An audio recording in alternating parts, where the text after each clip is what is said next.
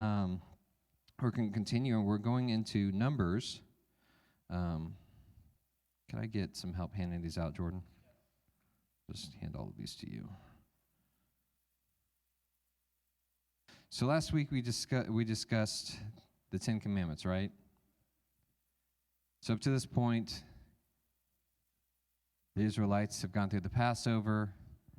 Pharaoh has released them. They've crossed the Red Sea. They've journeyed into the wilderness. They've had their faith tested. God's provided manna, and they've received the Ten Commandments. And all through this, they're on their way up to the Promised Land. They're on their way up to the land that God promises. But he couldn't take them straight there, could he? He had to take them from being in a world of slavery for 400 years, which I still can't get my mind around, because if you think about it, America is just a couple hundred years old. 400 years in Egypt. How did that affect their culture? How did slavery and the mindset that comes with it, invade their culture, and what God had to take them through to be a nation on their own? It's a lot to kind of take in. But at this point, they're coming up on the edge of the boundary of where God's promised land began. They're in the wilderness of Paran. And God's getting ready to send some people out to go and survey the land. And so, just kind of reading through here, it says, at Mount Sinai, God had given Israel not only the Ten Commandments, but also many other laws related to feasts and offerings, ethics, health, diet, and priestly duties. He also gave them detailed instructions for a tabernacle, a tent of worship, that they would carry with them and set up wherever they camped. In this tabernacle, which also housed the Ark of the Covenant and other deeply symbolic items, God would meet with them. Then the Israelites journeyed further into the wilderness on their way to the Promised Land. So we've kind of skipped over. We had the Ten Commandments. They built the tabernacle, they dedicated it, and all of that, and now they're getting close.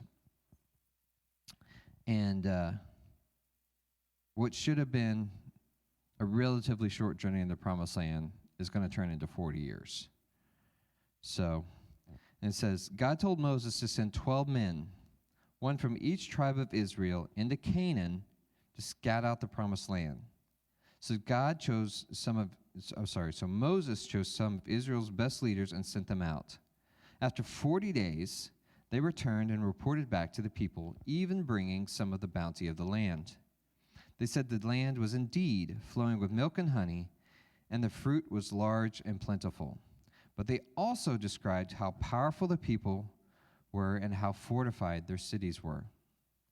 Caleb, one of the 12 spies, said, we should go up and take possession of the land, for we can certainly do it. But the others said, we can't attack those people. They are stronger than we are. We seem like grasshoppers in our own eyes, and we look the same to them. They gave a very negative report to the people. Then the people went and began grumbling against Moses, saying it would have been better to die in Egypt or even in the wilderness than to go into battle and be defeated. Some of them even wanted to choose another leader to take them back to Egypt.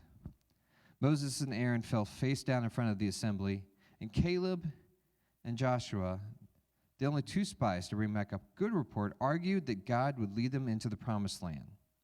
Do not rebel against the Lord, they said, and do not be afraid of the people of the land, because we will swallow them up. Their protection is gone, but the Lord is with us. Do not be afraid of them. Still, the people talked about stoning them for suggesting such a thing. Then the glory of the Lord came to the tent of meeting, or the tabernacle, and spoke to Moses. How long will these people treat me with contempt? He asked. How long will they refuse to believe in me in spite of all the miraculous signs I have performed among them? And God offered to send a plague to destroy them and make a great nation out of Moses. Let's stop there for a second. They had gone through the wilderness. They had seen pillars of cloud, pillars of fire. They've received manna. They've received quail. They've seen all of this. They've heard the audible voice of God. it just blows my mind. And I don't know, I can't say that would be any better, but I don't know how you go through all of that and then come up to the promised land and, nope, I'm going back. It just doesn't make any sense to me. How would you have reacted if you had seen what they saw?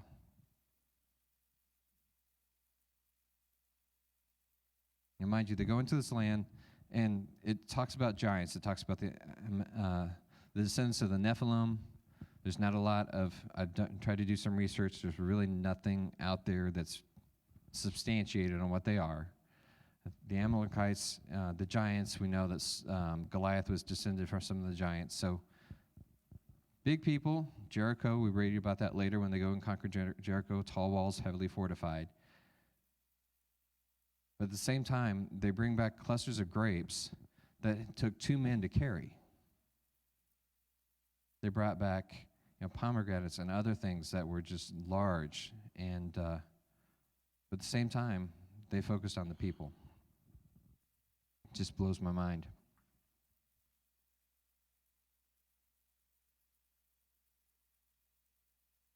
Yes.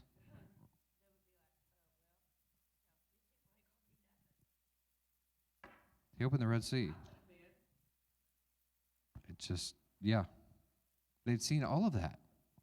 The mountain catch fire. They've seen all of these things. So God offers to send a plague and says, you know what, I am done. I'm done. I'm going to wipe them out, Moses, and we're going to start again with you. I don't know about you guys, but if I was in Moses' place, I might have been tempted to say, you know what? Do it. Because I am done. Done. You're done. You're done. See ya. Deuces. Because you have to admit, I mean, up to that point, 600,000 people grumbling, and that's not including women and children. That's just the men, right? Grumbling and complaining and all of these things. And Moses, who started out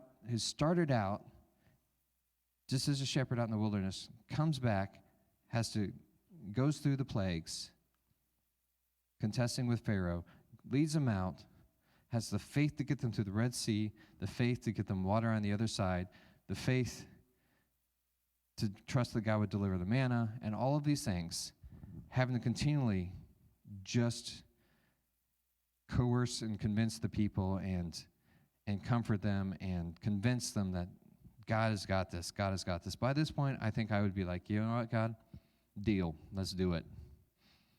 Deuces. You're out. But no, that's not what Moses did. Moses argued that the Egyptians already knew how God had chosen, delivered, and led Israel, and the people of Canaan already knew that too. How would it look to all of them if God wiped out the people he had promised to lead into the promised land?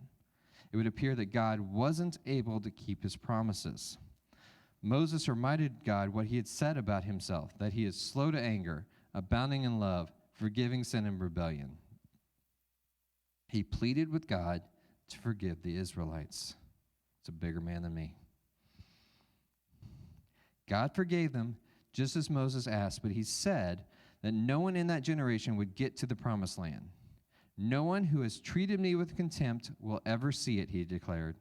The exceptions would be Joshua and Caleb, because they had shown great faith by believing that God would lead Israel into the land and conquer their enemies. So God told Moses to say to the Israelite that things would be just as they expected.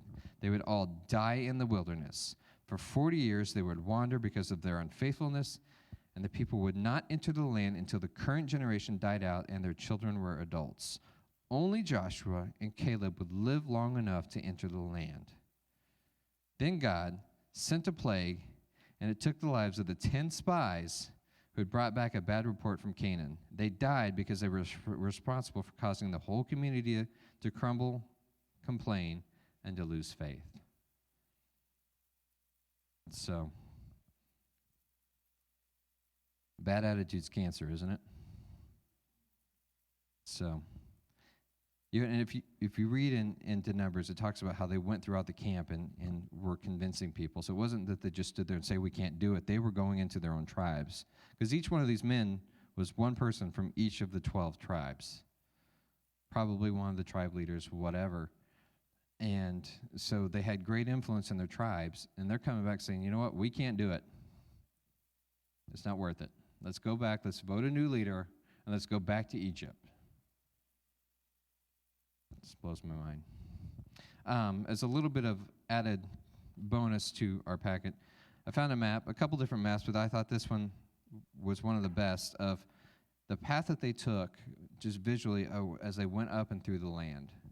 You know, you see Kadesh Barnea down in the wilderness of Paran, right there, kind of in the north eastern part of the Sinai, right on the edge of the border of modern-day Israel. And they go all the way up to the north, all the way up to where is modern-day Syria, and come all the way back down. So it wasn't that they just went in a little bit of ways, got freaked out, and came back. They went all the way up and came all the way back down in 40 days. It's pretty impressive. Because if you look at the distance there, I mean, it's over 100 miles up and back. What's that? I don't know. Those are great. Deuces, we're out. So, another little interesting tidbit I found, and this is in the Talmud, and the Talmud being, some rabbinical writings on some of the things that happen in the context of what we call the Pentateuch, or the first 5 books of the Bible. And there's a rabbi that commented on it. He said, he was talking on a book of Tanit, and I don't fully understand the breakdown of the Talmud, but I thought this was really interesting. He goes, the days on which the deaths ceased in the desert. He goes, as it was taught, and I'm going to butcher this word, in a Braita, all 40 years that they were in the desert, every Erev Tisha B'Av. So, Erev being before, and then Tisha B'Av is the 9th of Av, okay? And Av being one of the months of the year. The proclaimer would go out and say, let each individual go out and dig his grave. And every single person would go out and dig for themselves a grave and sleep in it, in case they would die before they had dug. And the next day, the proclaimer would go out and proclaim, let the living separate themselves from the dead. And everyone who had the soul of life would rise and go out of his grave. And every year they would do this. And in the 40th year, they did it. And the next morning, everyone stood up alive. So previous to that, some of them would not stand back up. And I found a couple places where they mentioned this. About 15,000 each year would die for 40 years up to, you got to 600,000. So they would dig their graves every year and lay down in it. Not burying themselves, but just lay down. So it was prepped. If they didn't wake back up, cover them up and move on. So on the 40th year, they did it, and the next morning, everyone stood up alive. And when they saw this, they were astonished, and they said, perhaps we made a mistake in calculating the month, and it is not yet Tisha B'Av. They returned and slept in their graves each night until the 15th. So 7 more nights. And since they saw that the moon was full on B'Av, and no one had died among them, they knew that the calculation of the month was in line, and that the 40 years of the decree had been completed. And they decreed that day as a celebration. So every year, lay down in a grave and hope you wake up the next day. Knowing that one of the years you weren't, because if you're in that original generation, you knew the promise was you weren't getting in the promised land. So as you got closer to 40 years, you knew that time's coming. So just a few discussion questions, and we'll have plenty of time for prayer tonight. What did God want the 12 spies to do? What were they supposed to explore the land and gain helpful information or assess whether to take the land was possible? What was their task? What's that? Explore.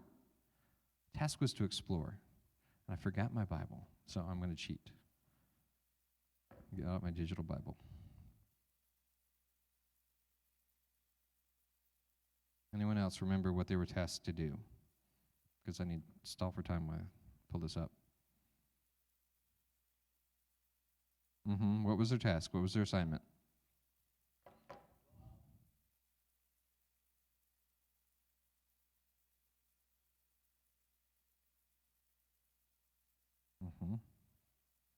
It says, go north through the Negev into the hill country. See what the land is like and find out whether the people living there are strong or weak, few or many. See what kind of land they live in. Is it good or bad? Do their towns have walls, or are they unprotected like open camps? Is the soil fertile or poor? Are there many trees? Do your best to bring back samples of the crops you see. So there's a little bit of assessing the people and the cities, right? But not really in the sense of a military sense, right? He's just, what's there? It's 400 years later, so by that time, oral history of, the original 12 that had lived in the land would have been worthless anyways. I mean, it's 400 years. Cities have been built, societies had grown, and all of that. What was the land like? What did they find?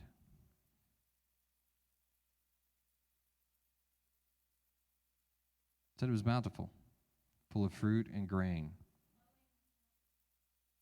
That is an image I still don't understand to this day. I mean, I get it, right? It's the right answer, but have you ever tried to imagine, okay, what did you see that made you say flowing with milk and honey?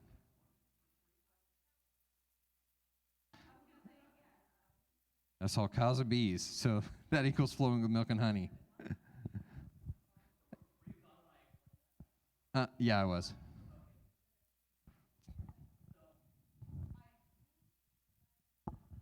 Yeah, refresh me, Lonnie. You might have been on one of your business trips at the time, but so the metaphor flowing with milk and honey. If you think about what is it that gives milk?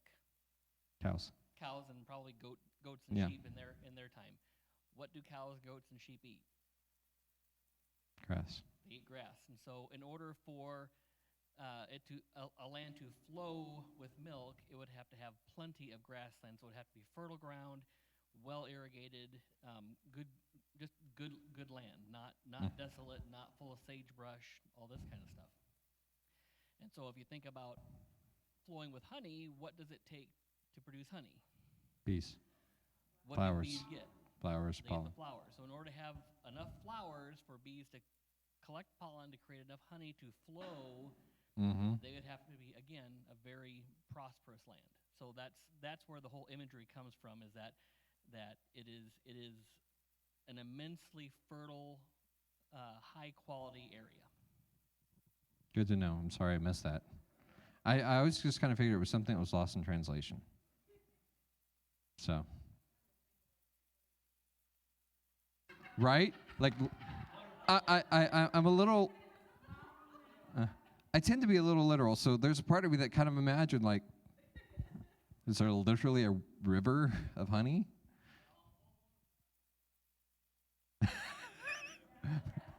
He got gypped in the wilderness, man.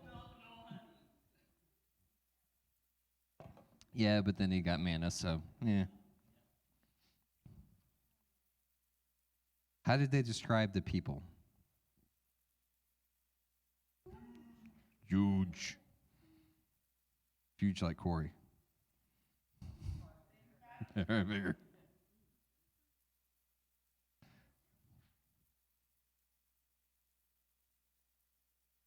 Comparing themselves to grasshoppers.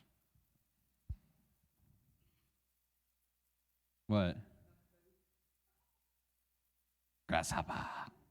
Wax on, wax off. Wow, we're really going off on tangents tonight. I'm just rolling with it, So what did the 10 spies recommend? Go home.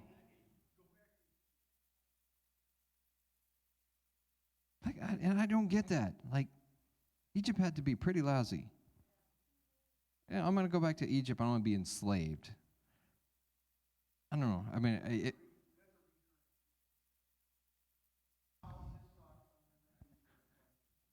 but they didn't even say, let's just stay here in the wilderness.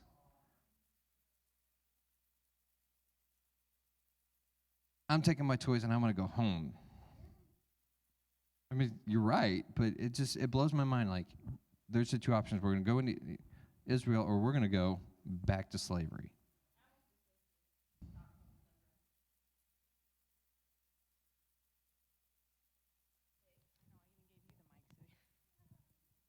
If you think about it, regardless of how bad it was in Egypt, they still had food, they still had water, they still had somebody to give them guidance, they still had somebody to give them direction.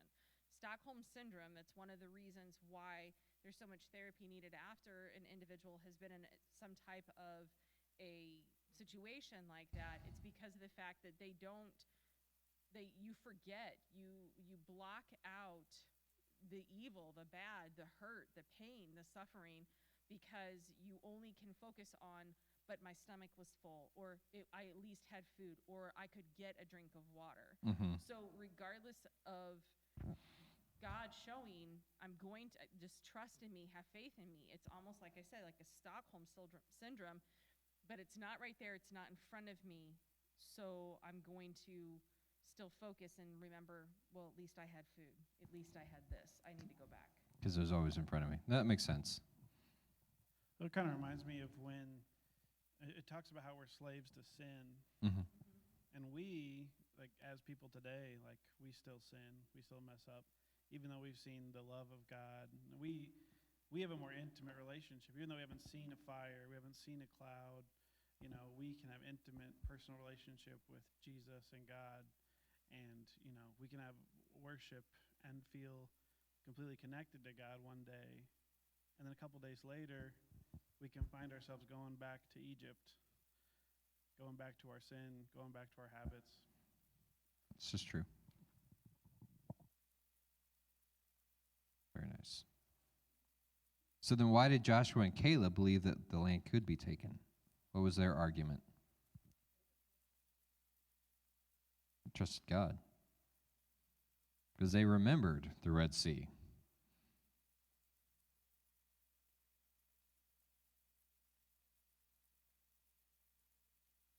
Right? He defeated Egypt. He can defeat the Canaanites. How did the Assembly of Israelites respond to the conflicting reports? What did they think would happen if they went forward? What did they want to do to Joshua and Caleb?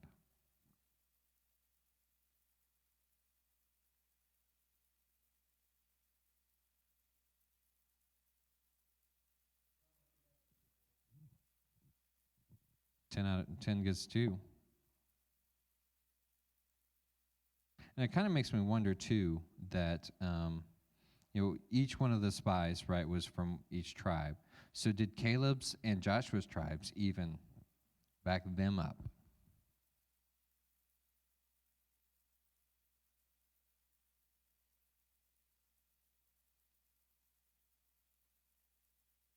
Mm-hmm.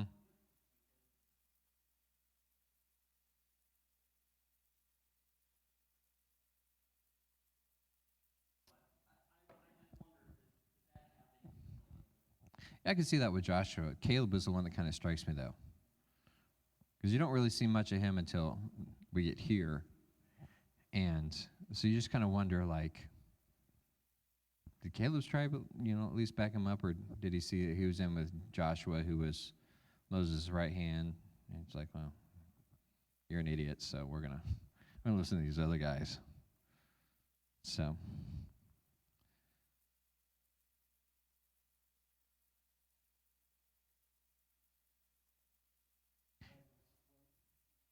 that's just it, what did it look like? I mean, one, how do they have these congregations with thousands of people? What does that look like? How does that happen? Is it really just each one of them with some representatives of tribal elders and they're really more like a meeting? Or is it truly all of them just standing around in this big open area and they're yelling back and forth at each other? Just everybody in the big open area? Lonnie's Googling, so.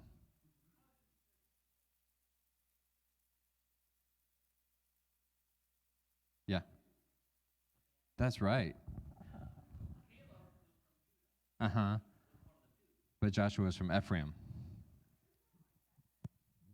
And so I was Googling what tribes the two were from. Yeah. And I didn't find Joshua's yet, but you said he's from Ephraim. Ephraim. Yeah. And so I don't remember what the two tribes were that stayed together later on in history and the other 10 that broke, but Judah was one of the two. It was Judah and Benjamin. Okay, Judah and Benjamin that stayed Yeah. together. So that doesn't hold completely true, but That would have been interesting, yeah. would've been, yeah. That would have been interesting. It's also interesting that Judah encompassed the hill country, which was arguably where most of the giants lived. So there might be something there to that. So, easy question. What did God think of their unbelief? Why do you think he was so angry with them?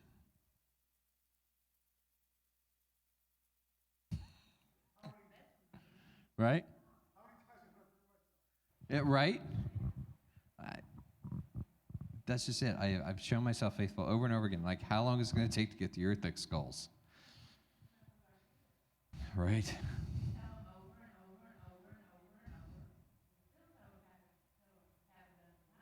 Mm-hmm. You only tell yours half dozen times? I'm just teasing. Right? Oh, my goodness. Parenting will definitely give you a little bit of perspective on what God must think, right? Like, oh, my word. Really?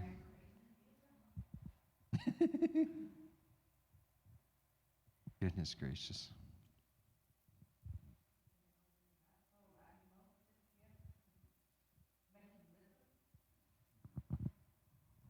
Just grab him by the throat and just...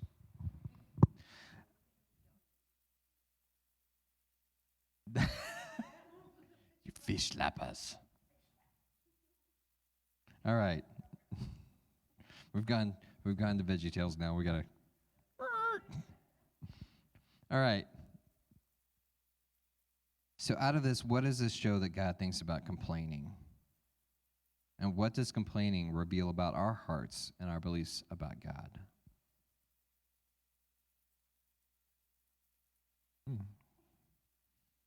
In short, yes, he doesn't like it. But what does it show about us?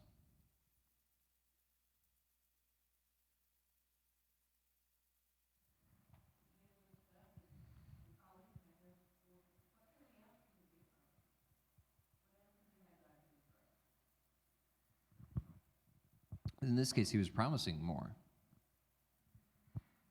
And they still complained.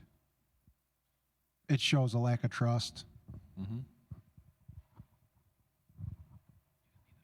Just shows lack of trust. It shows, I mean, and I get it. He's proved himself. It's not like they'd been wandering on their own in the desert for months or years, for however long it was. And then all of a sudden God appears and says, okay, now let's go take this land. It's not the case. And literally, it talks about in there how he came into the tabernacle. I'm pretty sure that was a visible experience when God's presence went to the tabernacle and he spoke to Moses. Right? Like, it's pretty clear. So,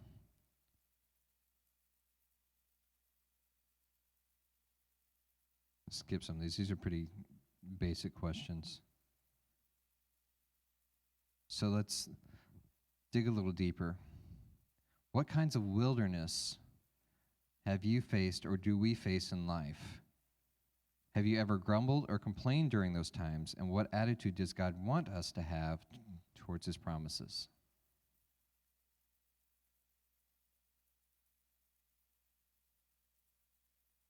I think for me, right now, it's the wilderness of navigating 5-year-old moods and changes and only like complaining about the frustrating things and not seeing, the funny things as often or the sweet things and just focusing on the negative. I think us as fleshy human people, we tend to focus on the negative.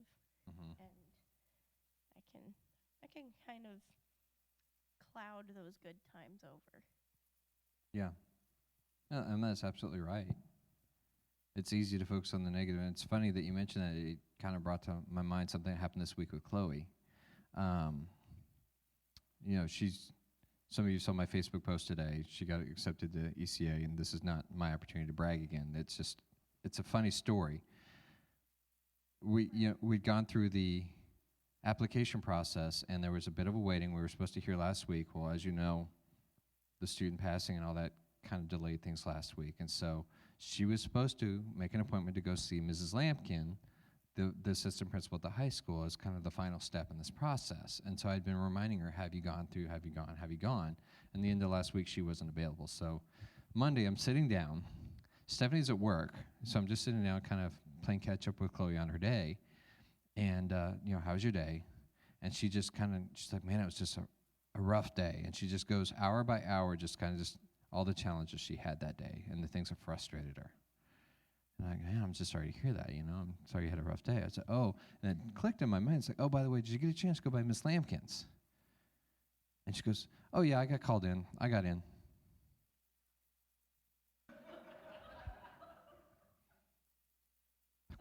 Wait, what? You got in as in like you got into Miss Lampkin's office? No, I got in the ECA. Okay, so you just complained about this whole day, and I get it, like, in your 15-year-old mind, all of these things, they're valid challenges she went through. I'm not trying to minimize that, but, like, you got into ECA.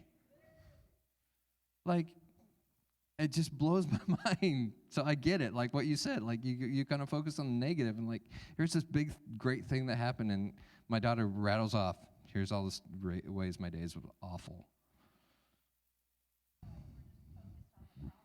Mm-hmm. Yeah.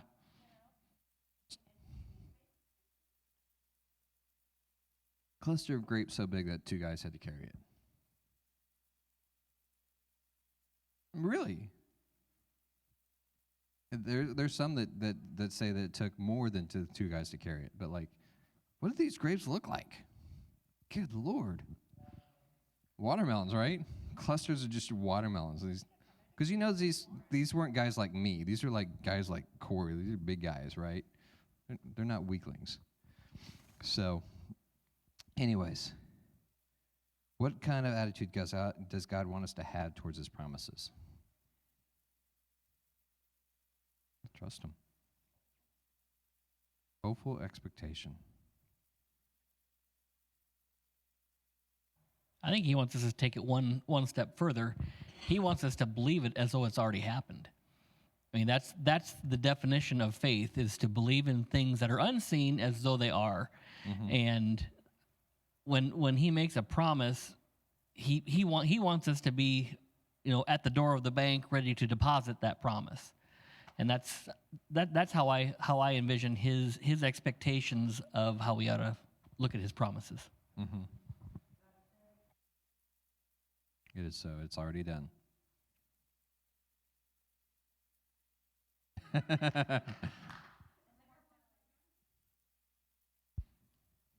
Christine is believing for a Mustang right now, a 65 navy blue Ford Mustang 289 3-speed automatic. That may or may not be just a short bit down Highway 50 at Jeff Isbell's dealership. So, anyways. I don't believe that's one of God's promises, Christina, but, if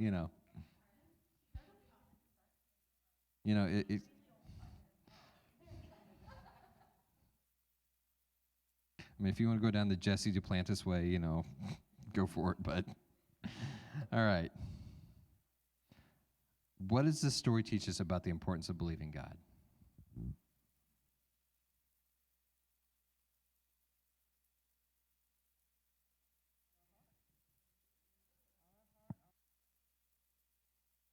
Mm-hmm.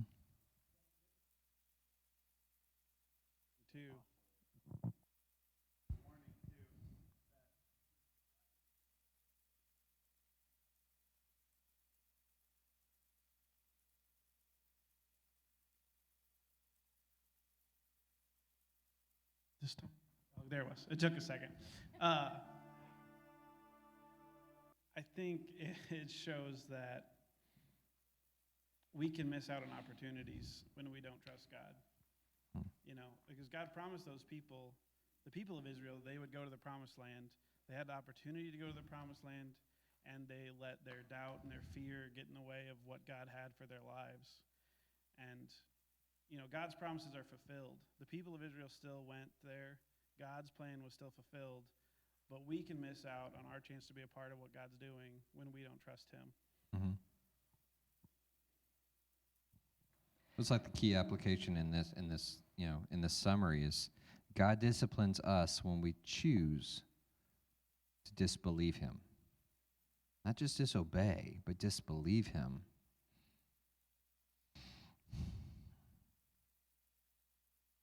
It's the other question, the other thing I think about on this, and we'll end on here, and then we'll spend a little time in prayer. Can you imagine if you're that next generation? What do you think their perspective on the whole thing was? The kids. Those 20 and under, that next generation, what do you think their perspective on the whole thing was? Thanks, Mom and Dad. Thanks, Grandpa. Right? A little frustrated. Like, seriously? I'm stuck here because of you. And mind you, like, if they're in their teenagers, so they gotta wait until they're in their 40s and 50s now.